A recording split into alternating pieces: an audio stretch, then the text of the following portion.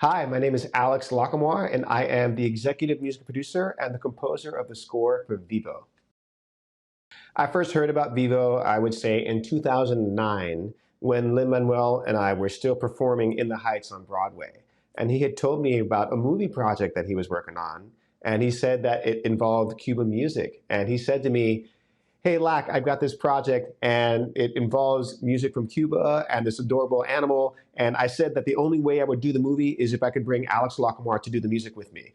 And I said, sign me up. I found out that the movie takes place in Cuba, Key West, the Everglades, and Miami, which is basically like how I grew up throughout my teens. So being able to have all those elements of me in a movie was something that sounded thrilling to me. Getting a chance to work with Lin-Manuel again sounded thrilling to me. And particularly working on something that celebrated Cuba and Cuban music was something that I was really excited about.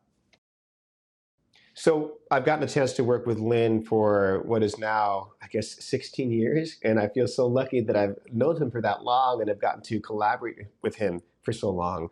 And I find that through all the time that we've worked together, we now have a shorthand. And I feel like that I understand what Lynn wants the songs to sound like. When he presents a demo, when he presents a song, the pathway is so clear, and I feel like I know what the horns should be doing. I know what the percussion need to do. So I feel really grateful that Lin-Manuel provides a space for me to be me, for me to contribute something to his music. And on this project, more than any we've done in the past, the back and forth that we would have is something that I really cherish and value. What I've loved about working on this movie is that the way music is woven into the story and into the scenes has been very organic. And Kirk D'Amico, our director, Michelle Wong, Lisa Stewart, our producers, Brandon Jeffords, the co-director, everybody along the way was asking me for my contributions as a musician, as a composer, as an arranger, all this throughout all the process. Like, hey, what would elevate this moment? What can we do to kind of help this story point come across? How can this transition be smoother? And because my ideas were brought in early enough in the process, it didn't feel like they were shoehorned in. It truly felt like the scene and the animation grew around that. And that makes for something really beautiful, and it feels really seamless in that way. And that was a joy for me as a writer. One of the biggest points of pride for me is the way the movie begins. So the movie begins with a flute melody that I composed, and it just transitions and segues right into a song that Lin-Manuel wrote. So everything is really fluid. Everything just really flows one right into the other. And like you said, we were leaving space for each other. Lin gave space for me to write what I wrote. I honored what it is that he wrote. The directors and producers left space for me to make my contributions. So it really truly feels like for this movie that celebrates music, it really put music first. And it allowed music to come in early enough in the process that the music would dictate the flow of the film itself. What makes Vivo so fantastic is that he's sassy, he's funny, he's talented, but it's also fun because he's kind of a little fastidious at times. You know, he's a planner. He likes to live in the world that he knows and doesn't necessarily want to take chances. And throughout the movie, he learns to open up his horizons. He learns to accept, plans going awry, and learns to let go and let loose through the help of friends that he meets and through the journey that he goes on. One of my favorite things when composing and arranging music is assigning specific instruments to specific characters. So throughout Vivo, I was able to draw on a bunch of different instruments that felt like they matched the characters, both in terms of their characteristics, in terms of their ethnicity, where they came from. For example, the character Andres, being a Cuban local, is symbolized for me by the tres, which is a Cuban instrument, a guitar with three strings. It's a guitar with three pitches, which is why they call it a tres. And it's an instrument that is very native to Cuba. It's for me, it's symbolically linked with that country. So it felt only right to have Andres's themes and important moments be symbolized by the tres. Marta, the character, the performer, you see her behind a piano often throughout the movie. So for me, that felt like, oh, that's her instrument. That is the way that her melodies should be played, and that's the themes that we should hear attributed to her. Vivo to me is symbolized by a flute because it's just a kind of small instrument. I love those high registers, and I feel like a flute can sound so jovial and sassy. I think Vivo has something for everybody. I think most everybody loves music, so I think they will find their in to the movie through that way. I think they will fall in love with the performances. They'll fall in love with Lin Manuel voicing Vivo. I think people are really going to love Ina Simo, who voices Gabby. Gloria Estefan singing this amazing song. Juan de Marcos voicing this character named Andres. I have to hand it to our creators of the movie, particularly Lin-Manuel Miranda with his songs, Kirk Nemiko and Chiara Alegria Hudes with their story and script. The way that they were able to weave the story that at times is really joyful and happy, and other times really poignant and emotional and moving. This movie has space for all of that. And the way they're able to have it all live within this one thematic whole is really amazing. um, I'm a big fan of works of art where you feel the love within them and you feel that they were created with a joy. And that kind of stuff stems from the top down. I know Lin-Manuel Miranda to be a happy person, to be a loving person. I know Kiara to be a really wonderful person. I know Kirk to be a really loving person. All that love, you feel it within the movie. And there's something about it that feels very welcoming, very nurturing, very open, very honest, very real, very warm. And I find all that to make this movie really you feel that beating heart within it. It doesn't feel cold. It doesn't feel like it's holding something too close to its chest.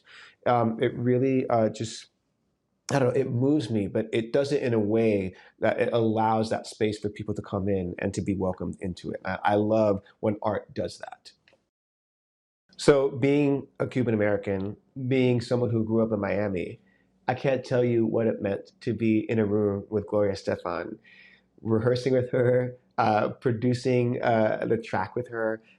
It was truly a dream come true. I got to fly down to Miami from New York, got to record in the studio that she and Emilio built, to be in a space where that was her home, essentially. And she is a delight to work with. She is so pro, she's so nice and so warm and so collaborative. And the performance that she gives on her song called Inside Your Heart is so exquisite. She sings it in a way that only Gloria can. Gloria has this beautiful cry to her voice. We call it un llanto. And what it is, when you hear it, it just, I don't know, it just fills me up with emotion. It makes me well up because she's able to deliver the story in a way that feels so true and so honest and so heartbreaking. And I just love that sound. I love the vibrato of her voice. I love the tone of her voice. And she just brings that song to life in a way that, for me, it was just thrilling to be in the studio and hear her do what it is that she does. Hear her do the thing that makes her the icon that she is, the legend that she is. So that to me was just a pure delight, and it was a day that I will never forget. Working with Juan de Marcos was also a joy because he is Cuba and Cuban music personified. He just has that groove. He has the flavor and the sabor. He just has that ability to just like bring his sass and his knowledge of music and all the years of tradition into his performance. And there is a way that he imbues those songs with his life that is just thrilling to me. It is so grooving. It is so in the pocket. It is so earthy. It is so raw. It is so real. And one of the things I loved about working on this movie is that when I got to get into the studio with these legends, there was just this innate kind of unspoken ease of communication because of us sharing the same roots. Just the fact that we have Cuba in common, just the fact that we have that ancestry in common, just allowed us to just really commune in this way that was just natural, and it felt organic and it felt true. It made me feel so proud, particularly thinking about my family. Like the entire time I'm in the studio with these icons, I'm thinking about, my God, if only my mom could be in this room watching this happen, right? I can't wait to tell my mom about this story that this person told me about this, or this town that they came from, that they share in common. There's something about that link to these artists and my heritage and my family that it just feels so lovely and so beautiful. There are a bunch of elements in Vivo that, as a composer, I'm particularly proud of. I'm proud of the overture that I composed. I'm proud of a theme that I gave to the tres, which is a Cuban instrument. I love the theme that I gave for Marta, the character.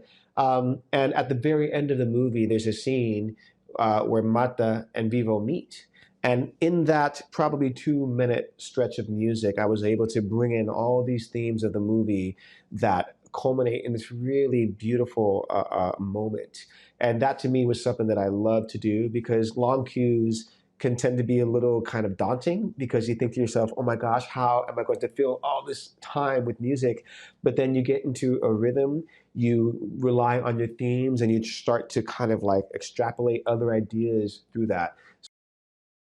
And I'm so grateful for the creators and the writers that really supported me and encouraged me. I've never scored an entire film, and it just meant a lot to me that they were willing to take a chance on me to craft this movie with them.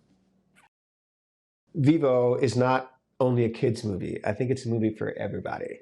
And I love that it celebrates music. I love that it feels joyous. I love that it deals with some hard topics about love and admitting your love for someone. I think that that is something that families will be able to unite over, particularly perhaps if they've lost someone in their lives. I think there's something really beautiful to connect with in the movie that way.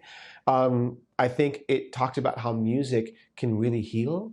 I think it shows you how allowing yourself to be open to possibilities that are different than what you might have envisioned can ultimately bring out a happier ending than you might have imagined if you've been in some hardship.